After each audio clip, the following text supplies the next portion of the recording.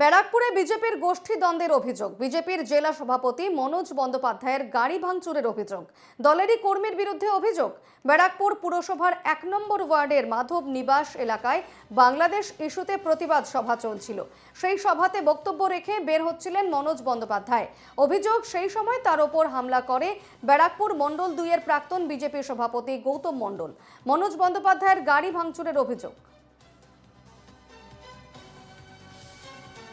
ব্যারাকপুরে বিজেপির গোষ্ঠী দ্বন্দ্বের অভিযোগ উঠেছে। মনোজ বন্দ্যোপাধ্যায়ের গাড়ি ভাঙচুরের অভিযোগ উঠেছে।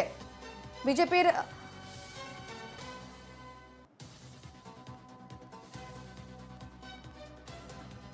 ব্যারাকপুরে বিজেপির গোষ্ঠী দ্বন্দ্বের অভিযোগ। বিজেপির জেলা সভাপতি মনোজ বন্দ্যোপাধ্যায়ের গাড়ি ভাঙচুর করা হয় বলে অভিযোগ।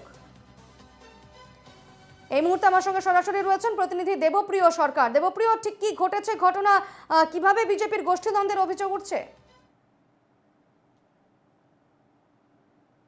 দেখো, ব্যারাকপুর সাংগঠনিক জেলা বিজেপি সভাপতি মনোজ বন্দ্যোপাধ্যায় যখন গতকালকে রাত্রিবেলায় বাংলাদেশ ইস্যুতে ব্যারাকপুর পৌরসভার ১ নম্বর ওয়ার্ডে যে মাধব নিবাস এলাকায় সেখানে কিন্তু সভা করে বাড়ি ফিরছিলেন।